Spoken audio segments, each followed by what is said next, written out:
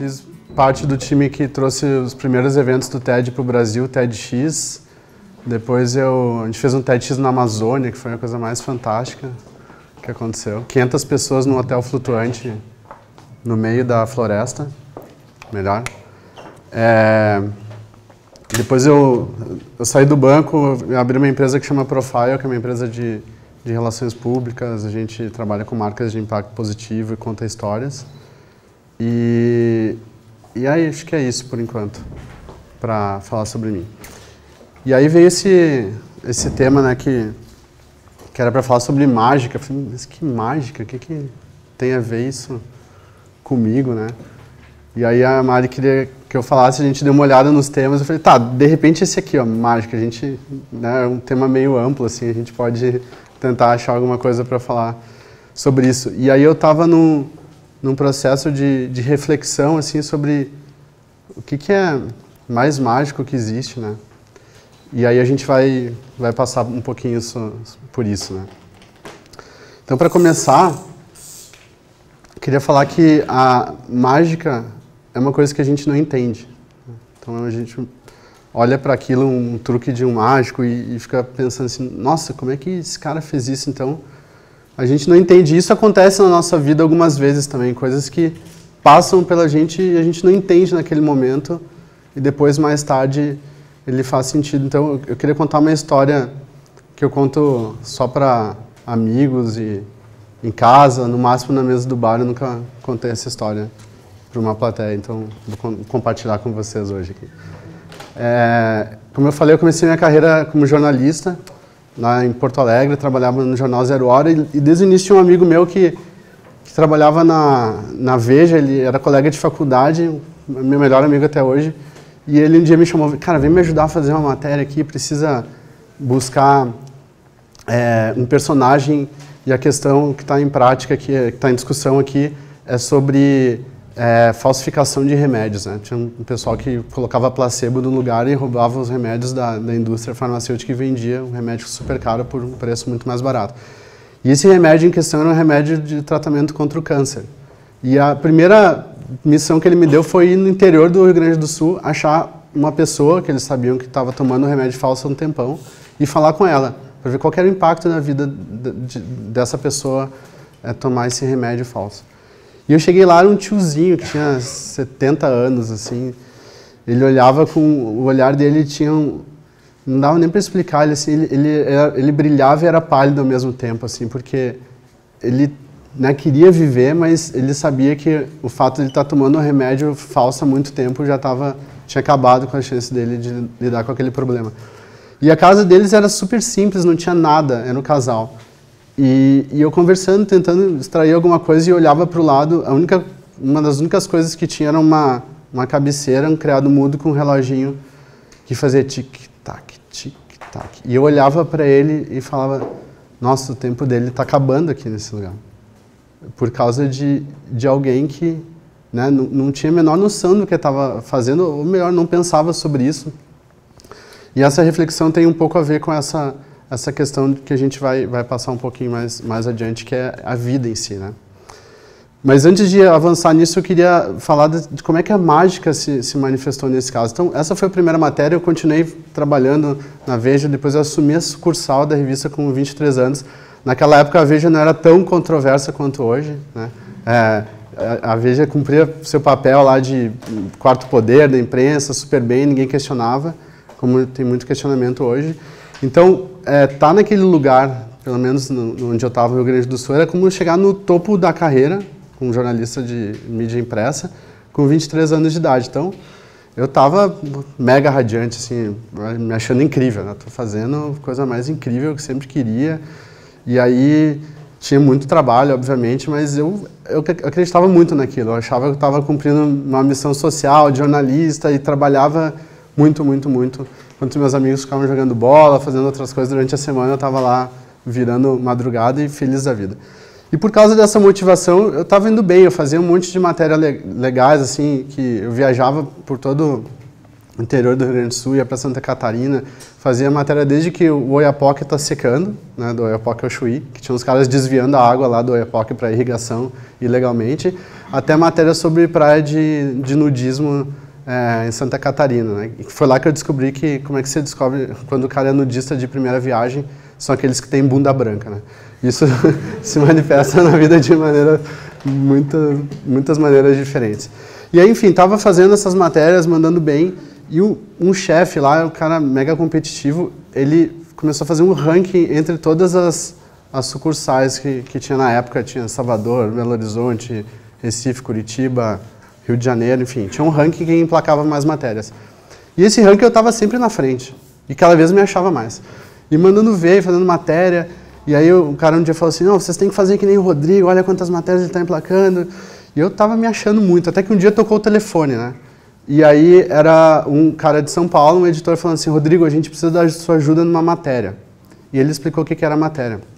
Quem é de São Paulo talvez lembre, o Celso Pitta foi prefeito uma época e tinha um cara chamado Jorge Yunes, que apareceu do nada, que era um cara, um comparsa do Pitta lá, e apareceu por causa de um escândalo de corrupção.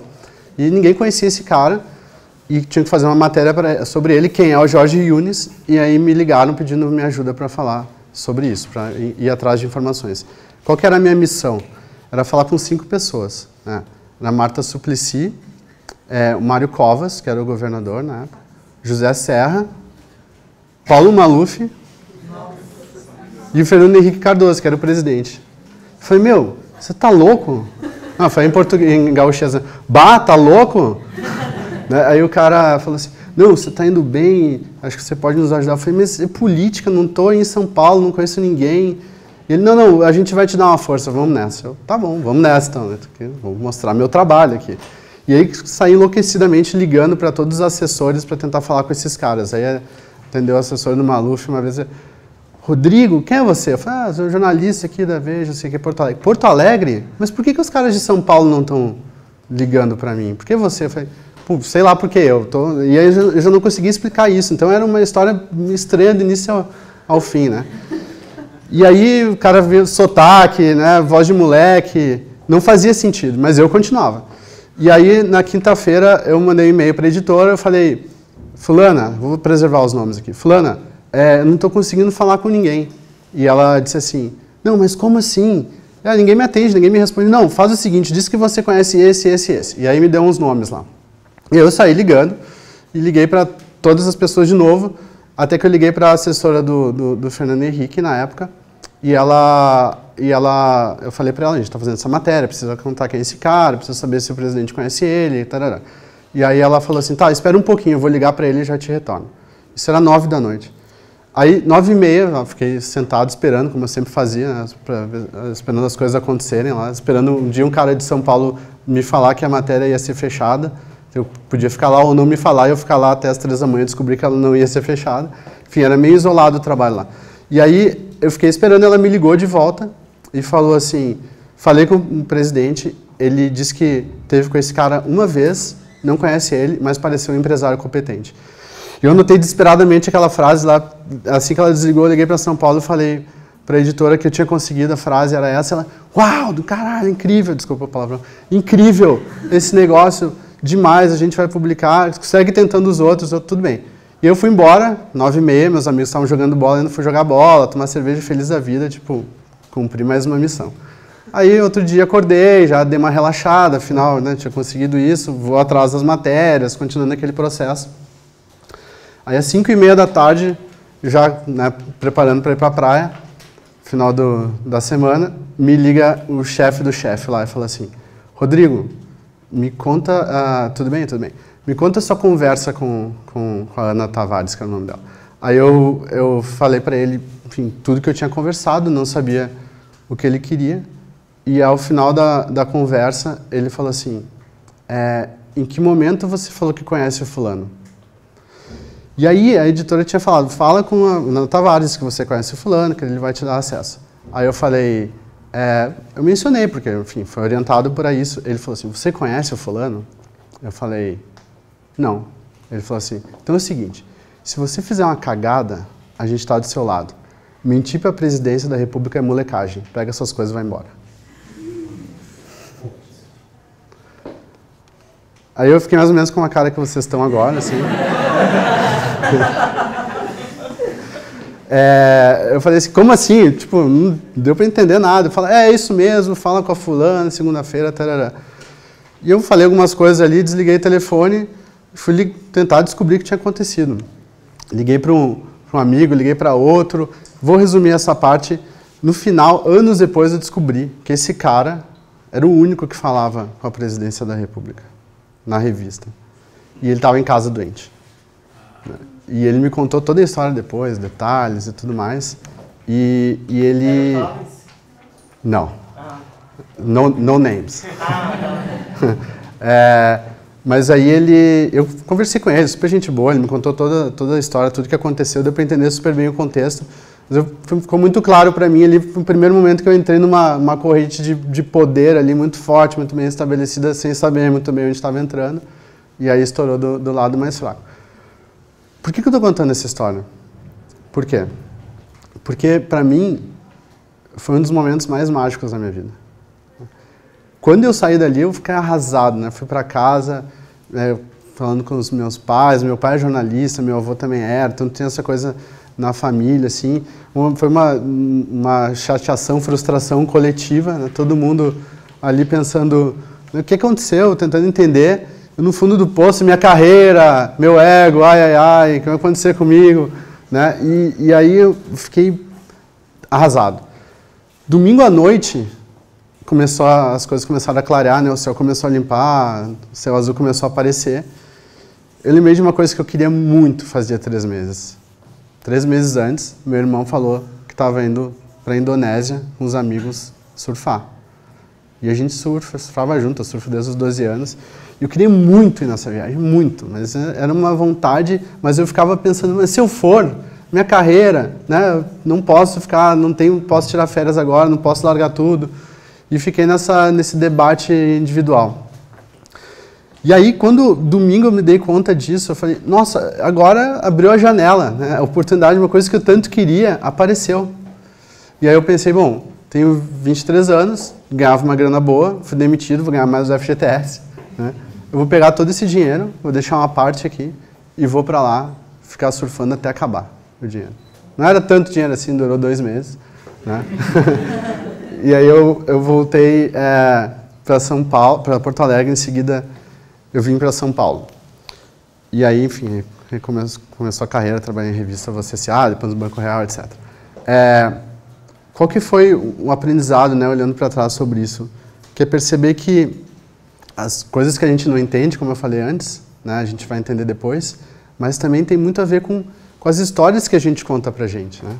A mágica é uma história que a gente conta pra gente também. E essa história, quando eu consegui recontar ela na minha cabeça, ela ganhou um significado muito diferente, muito mais valioso para mim. E ainda pensando sobre isso, eu estava um dia conversando com o meu filho, o maior, o Augusto, que não está aqui. Quem está aqui é o Vicente. O Augusto falou assim, ele tinha 4 anos, ele olhou para mim, a gente estava conversando, não sei do que a gente estava conversando, que surgiu essa pergunta, mas ela veio, ele falou assim, pai, oi, de onde surgiu o universo? 4 anos? Que pergunta é essa? E eu falei, pera um pouquinho, pensa, né? Pensa, estúpido, pensa. Aí eu lembrei do Big Bang, né? Que todo mundo ouviu falar sobre o Big Bang. Lembrei que existia a internet também. Aí lembrei que existia o Google. Digitei Big Bang, apareceu um monte de coisa, eu fiquei olhando lá, achei uma animação que era legal e que falava sobre o nascimento do universo. Se fosse naquela época, eu teria mostrado esse vídeo aqui.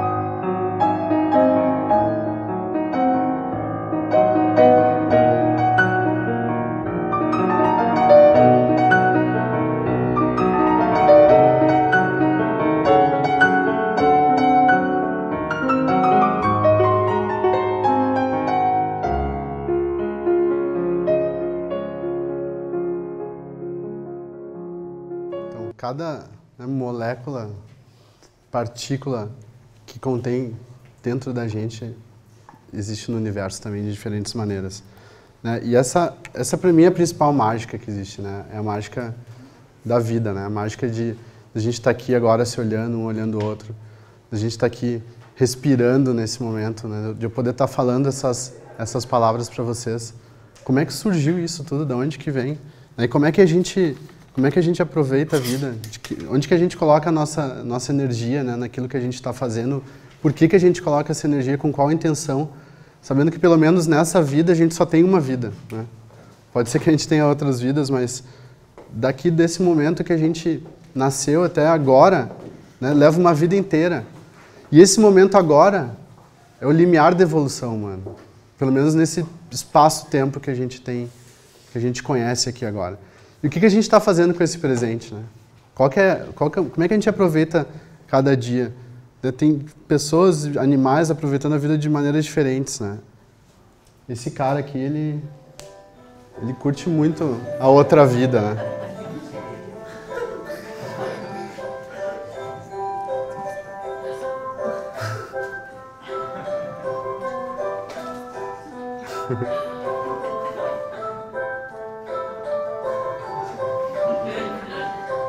Dá um beijo, não?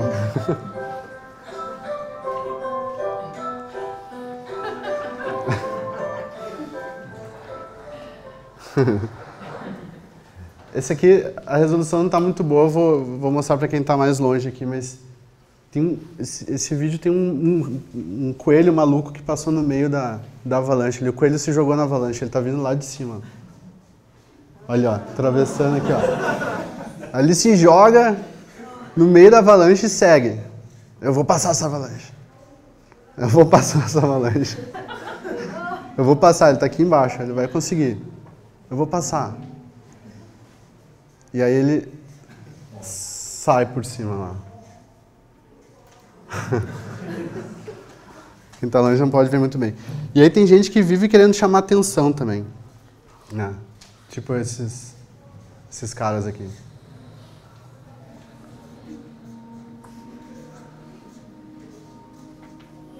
Quem pula mais alto é o macho mais capaz de reproduzir.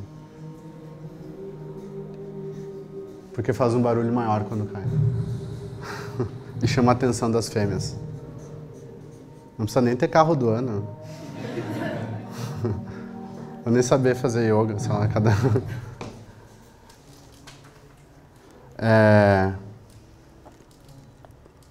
Aqui é uma planta que ela, quando está sendo atacada por lagartas, ela solta uma fragrância que avisa as outras plantas que tem um perigo.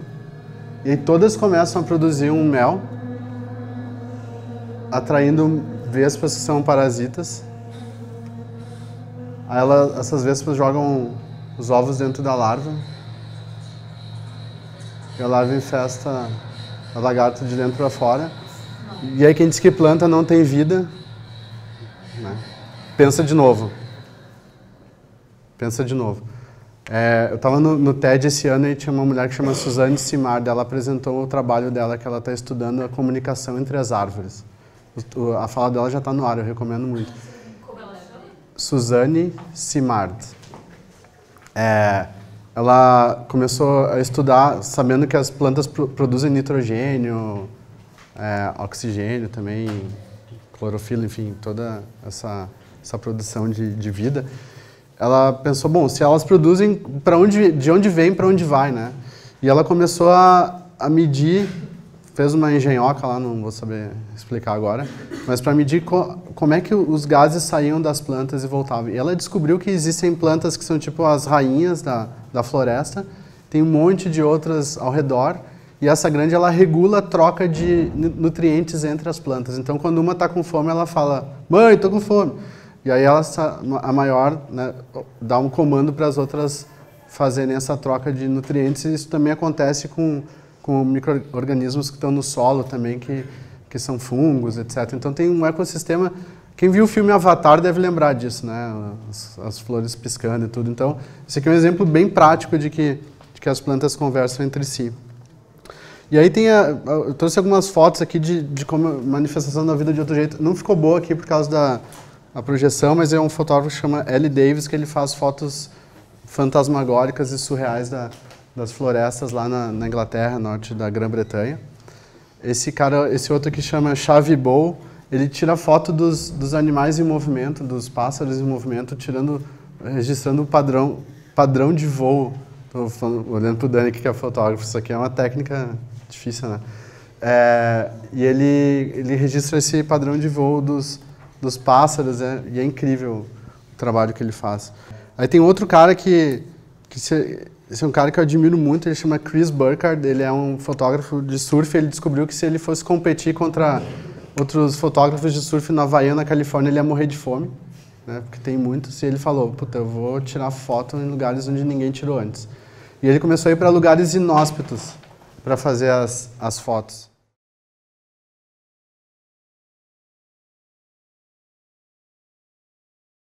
Ele faz fotos, inclusive, no Alasca, na Groenlândia, sei lá onde.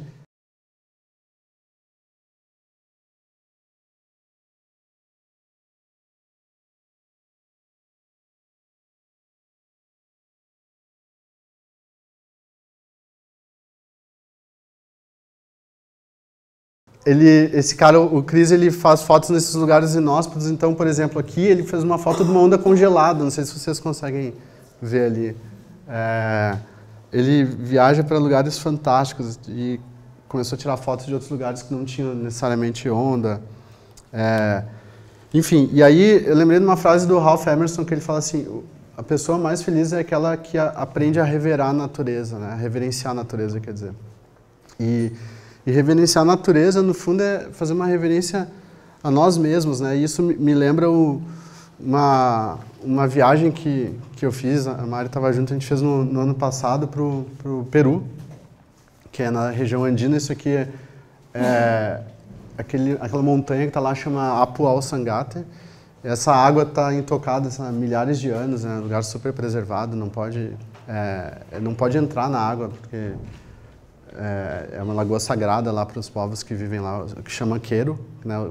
Esse povo chamado Quero, ele é descendente direto dos Incas, e eles têm uma relação de extrema comunhão, respeito com a natureza.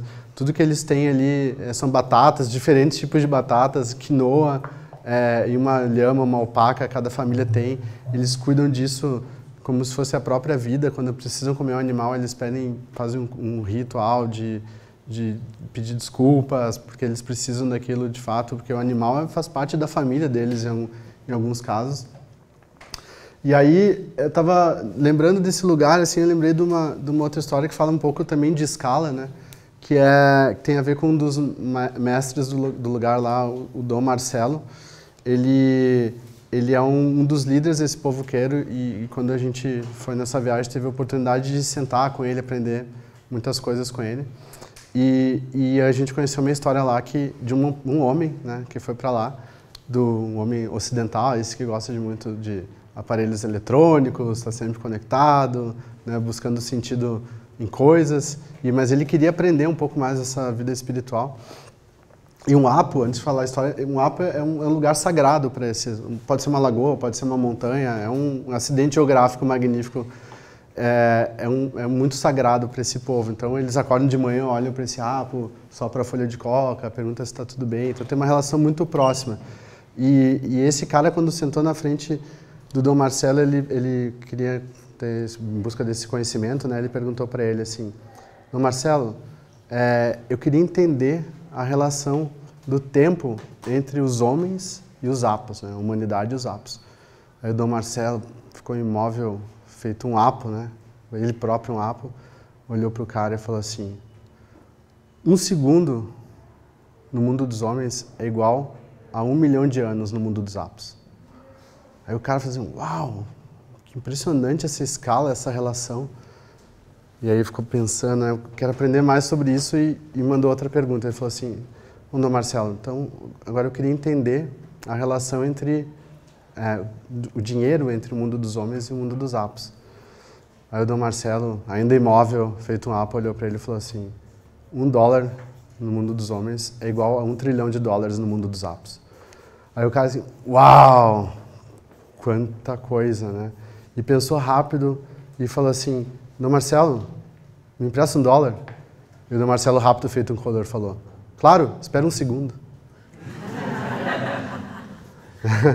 Então essa relação da escala do tempo que a nossa vida, né, preciso fazer isso, preciso fazer aquilo, e tá lá, as montanhas estão um tempão crescendo, se transformando, espécies surgiram, a gente é 0,0001% do total das espécies que já existiram nesse planeta. Então, é quase nada, né? A gente é muito insignificante.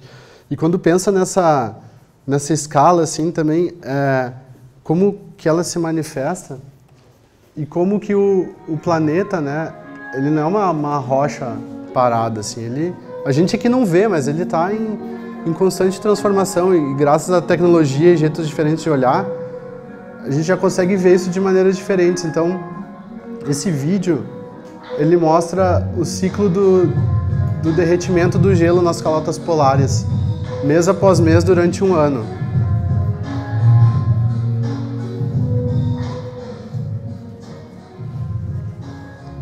Mês após mês, durante um ano. Então, é como se o nosso planeta está respirando aqui, né? Tá claro isso. Então, esse movimento, a respiração nossa é só um fractal da respiração do próprio universo.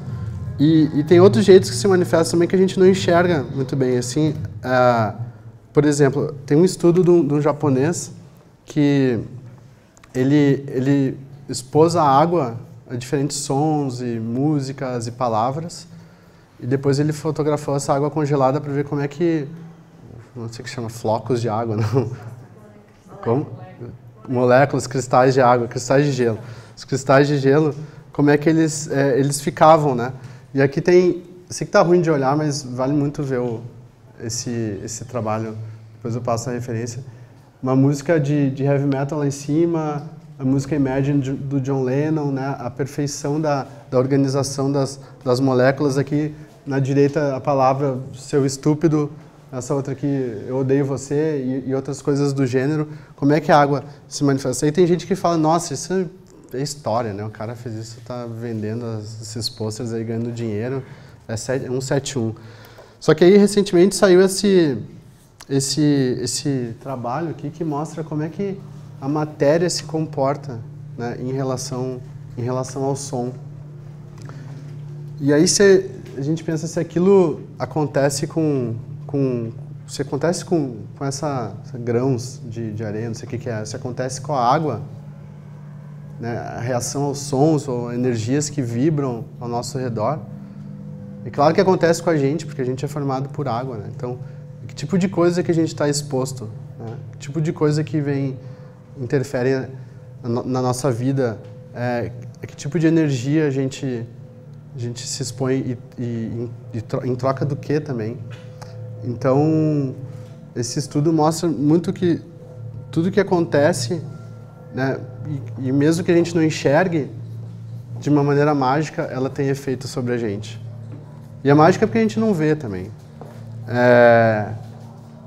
Esse vídeo é um pouco longo, eu vou pular aqui para chegar nessa pergunta, né, e já caminhando para o final, assim, como e por que a gente chegou até aqui? Essa aqui é uma foto de uma sinapse, que uma sinapse é uma troca química, né, que o nosso cérebro produz e interfere no nosso humor de diversas maneiras. E aí eu tava lendo um livro que chama Uma Breve História de Quase Tudo, que eu leio várias vezes esse livro, que fala, é um cara que não gostou daquele desenho que tinha da Terra no livro escolar, fatiado em 4, assim, e vi que no meio tinha uma coisa quente, outra camada, esqueci os números, e ele falou, não, mas não pode ser só isso, deve ter tanta coisa dentro disso ou fora disso. Aí o cara resolveu estudar tudo que ele achava que fazia sentido para explicar a vida de diversas maneiras e como é que a gente chegou até aqui. Eu vou falar de um pedacinho específico desse livro, bem pequeno mesmo, que é um livro muito denso e cheio de aprendizados, mas eu vou falar sobre as proteínas, né? E em algum momento da história, não se sabe muito bem porquê, e isso também é mágica, as proteínas começaram a se organizar. Existem 1 milhão de proteínas, pelo menos. Dessas eu vou falar de uma que é o colágeno, que é conhecida, né? Tem a nossa pele, tem colágeno. Para essa proteína colágeno se formar, ela precisa de 1055 aminoácidos organizados em sequência. Só que não é uma sequência aleatória, é uma sequência justa. É como se a gente fosse jogar num caça-níqueis e girasse a alavanca 1055 vezes na sequência exata para dar certo. Na proteína colágeno, que é uma das mais simples, nem é tão sofisticada. Então, qual é a matemática, né, mágica que fez essas proteínas se organizarem uma dentro das outras, aminoácidos dentro das proteínas, dentro de células formadas por átomos, uma colada na outra, formando esse corpo que tem osso, né, tem sangue. Eu queria que vocês fechassem o olho agora. E se quiser ficar numa posição um pouquinho confortável para pensar nessas, né, pode começar pela cabeça, assim, pelo cérebro, pensar nessas proteínas que estão organizadas no nosso cérebro, numa sequência mágica, infinitesimal, fazendo os nossos pensamentos andarem de um lado para o outro, por meio de sinapses, com sangue circulando, sangue que é formado por proteínas, por aminoácidos, por células, por membranas, pensando que o cérebro recebe e envia comandos para o olho, para a gente poder enxergar, aqueles que têm o privilégio de poder enxergar com os olhos, né? Enxergar as cores, enxergar as formas, enxergar luzes, né? Pensar nas proteínas, nos aminoácidos que possibilitaram a formação do nosso olfato. A gente consegue diferenciar diversos tipos de aromas, né? De aromas afetivos que estão diretamente ligados ao nosso cérebro. Quando a gente lembra de um aroma de infância, de um perfume, né? Da nossa boca cheia de papilas gustativas também, que faz a gente perceber o gosto amargo, salgado, doce, ácido, que nos permitem falar, dizer essas palavras, organizar pensamentos numa ordem que faça sentido, que a gente consiga expressar para uma outra pessoa que está na nossa frente o que a gente quer dizer, o que está sendo formulado no nosso cérebro a partir de coisas que a gente enxergou na nossa vida. Pensa na nossa garganta, por onde passa o ar que a gente respira, chega nos nossos pulmões, que estão também organizados em aminoácidos, proteínas, numa sequência mágica, milhões de anos de evolução. A gente poder respirar, inspirar, expirar, né? E sentir o nosso fogo interior que tem na nossa região do estômago, que é um combustível para a nossa vida, né? E alimenta todos esses órgãos que estão em volta, nosso sistema digestivo, que precisa dessa energia do fogo para gerar o alimento, para alimentar essas células, esses aminoácidos, essas proteínas.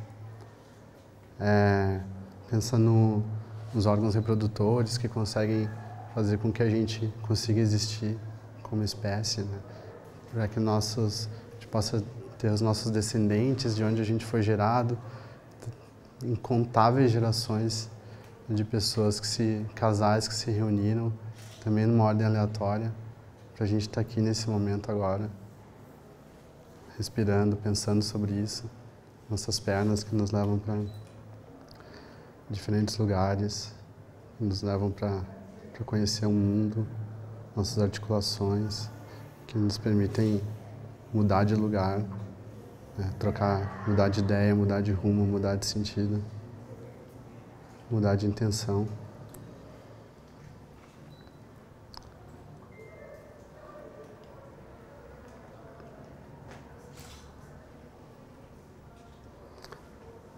A mágica da vida,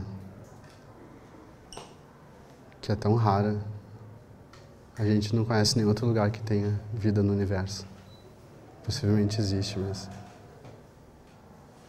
talvez essa sequência mágica tenha se manifestado em outro lugar.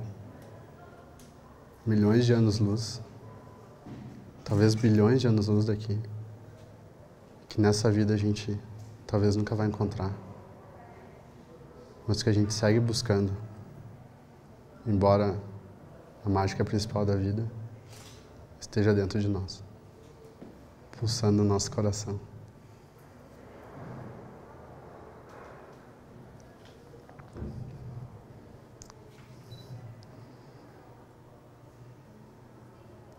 A gente pode ir abrindo o olho devagarinho, olhando as coisas ao redor, sentindo o cheiro, os sons. E eu queria só, para acabar, deixar essa frase aqui, que a gente, nós somos fantasmas, né, dentro de uma capa de carne, ao redor de um esqueleto, formada por poeira estelar,